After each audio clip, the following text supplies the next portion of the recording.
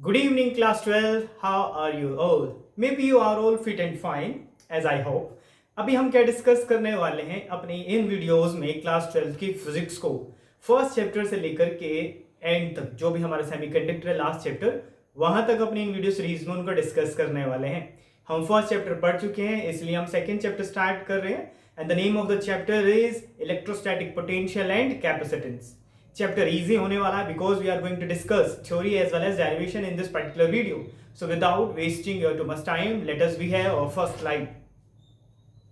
Late we discuss gravitational potential energy first. ये class 11th का एक बहुत ही आसान सा टॉपिक है, उसको हम एक बार रिवाइज करने वाले हैं जस्ट, क्योंकि ये जो टॉपिक है थोड़ा बहुत रिलेट करता है पोटेंशियल एनर्जी के साथ। That's why we are going to discuss this one.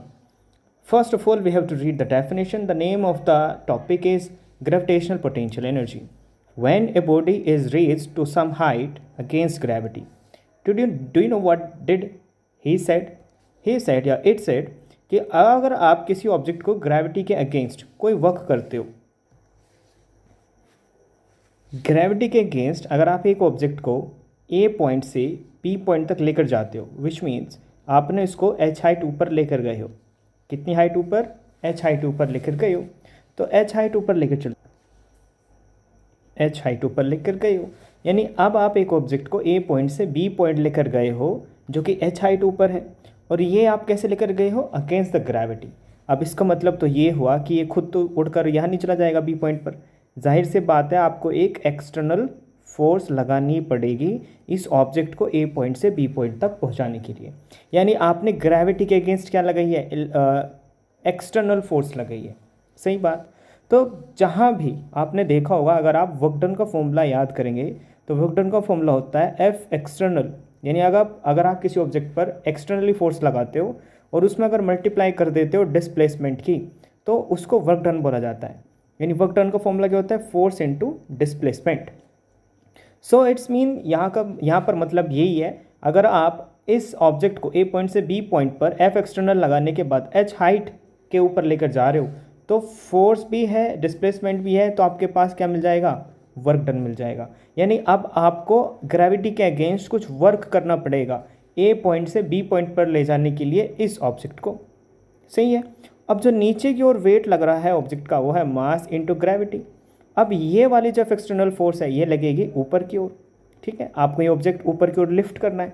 तो अब सवाल ये है जो एक्सटर्नल फोर्स है ये कितनी लगाई जाए कि ऑब्जेक्ट यहाँ से डिस्प्लेस होकर ऊपर की ओर चलने लग जाए?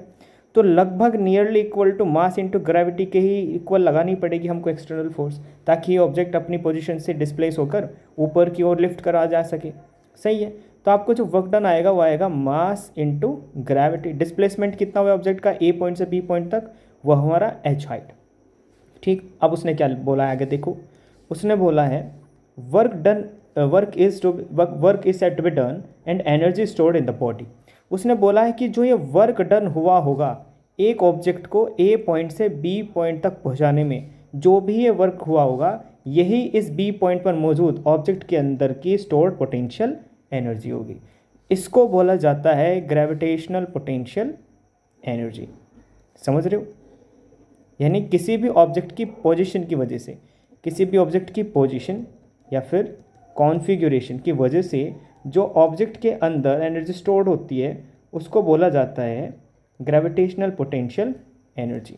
आपने वो स्प्रिंग वाला केस भी सुना होगा कि स्प्रिंग को अगर आप स्ट्रेच या फिर कंप्रेस करोगे तब भी इसके अंदर कौन सी एनर्जी स्टोर्ड होती है? पोटेंशियल एनर्जी स्टोर्ड होती है। कौन सी एनर्जी स्टोर्ड होती है? पोटेंशियल एनर्जी स्टोर्ड होती है। क्यों? इसकी कॉन्फ़िगरेशन चेंज होती है। अगर आप इसको कंप्रेस करोगे तब भी कॉन्फ़िगरेशन चेंज होगी, अगर स्ट्रेच करोगे तब भी कॉन्फ़िगरेशन चेंज होगी। तो किसी भी ऑब्जेक्ट की पोजीशन कॉन्फ़िगरेशन की वजह से जो एनर्जी स्टोर्ड होती है ऑब्जेक्ट के अंदर उसको बोला जाता है potential energy. Did you got that? ओ अब हम क्या करते हैं, अपने चैप्टर के मेन प्लॉट पर चलते हैं। यहाँ से आप क्या बात सीखें? देखो, इस टॉपिक को समझाने का मेन मुद्दा क्या था? मेन मुद्दा ये था कि जब कभी भी आप किसी फोर्स के अगेंस्ट वर्क करोगे, किसी भी फोर्स के अगेंस्ट वर्क करोगे, तो जिस ऑब्जेक्ट ने वो वर्क किया है, अब इस ऑब्जेक्ट ने तो वर्क किया है ए पॉइंट से बी पॉइंट पर गया वो ऑब्जेक्ट, तो जो भी ऑब्जेक्ट ए से बी पॉइंट पर गया है तो उस ऑब्जेक्ट के अंदर एक एनर्जी स्टोर हो जाती है जिसको बोला जाता है पोटेंशियल एनर्जी। समझ रहे हो? जिसको क्या बोलता है, पोटेंशियल एनर्जी बोला जाता है। और इलेक्ट्रिक पोटेंशियल के केस में, जब आप इलेक्ट्रिक पोटेंशियल पढ़ोगे, इलेक्ट्रिक पोटेंशियल के केस में बस यहाँ पर आपको एक चार्ज पार्टिकल क्यों लेना पड़ेगा, जिसको आप ए पॉइंट से किसी बी पॉइंट पर लेकर जाओगे अगेंस्ट सम एक्सटर्नल फोर्स, तभी उस बी पॉइंट पर आपको क्या मिलेगा, इलेक्ट्रिक पोटेंशियल वी मिलेगा। समझ रहे हो? मेन प्लॉट समझ में आया? मेन मुद्दा क्या है, समझ में आया? इसका मेन मुद्दा क्या था कि अगर आप किसी भी ग्रेविटेशनल फोर्स के अगेंस्ट कुछ भी फोर्स लगाते हो, तो उस ग्रेविटी के अगेंस्ट फोर्स लगाने की वजह से इस ऑब्जेक्ट के अंदर कुछ एनर्जी स्टोर हो जाती है, जिसको ग्रेविटेशनल पोटेंशियल एनर्जी बोला जाता है। Is it simple? So let us move to our sorry मेरे को इंग्लिश नहीं आती इतनी, let us move our main topic which is electric potential. Okay, अभी आपको मैं एक चीज़ रिकॉल कराता हूँ जो मैंने आपको अभी कुछ देर पहले बताई थी, रिकॉल कर लेते हैं। और रिकॉल ये है, आपने अभी अभी ग्रेविटेशनल पोटेंशियल एनर्जी पढ़ी थी जिसका फॉर्मूला था U=mgh। इसका की कंसेप्ट क्या था, आप क्या समझे थे इससे? आप इससे ये समझे थे कि अगर आप किसी भी फोर्स के अगेंस्ट कुछ वर्क करते हैं, कुछ भी वर्क करते हैं, तो वो वर्क डन एनर्जी के टर्म में या एनर्जी के रूप में स्टोर्ड हो जाता है ऑब्जेक्ट के अंदर, जिस एनर्जी को बोला जाता है ग्रेविटेशनल पोटेंशियल एनर्जी। यानी एक बात आप समझ चुके थे कि अगर आप किसी भी फोर्स के अगेंस्ट कोई भी वर्क करोगे, तो वो वर्क उस ऑब्जेक्ट के अंदर, पार्टिकल के अंदर एनर्जी के रूप में स्टोर हो जाएगा। तो यही की कंसेप्ट, कोर कंसेप्ट आपको अपने माइंड में रखना है और इसको ही आगे लेके चलना है।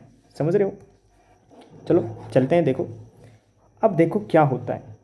उसने बोला इलेक्ट्रिक पोटेंशियल, पहली बात इलेक्ट्रिक पोटेंशियल को आप कैपिटल वी से सिंबलाइज करते हैं और इसको करेक्टराइज कैसे किया जाता है कि electric potential is defined as work done per unit charge. ठीक है, अब देखो इसको समझते हैं बहुत आसान तरीके से।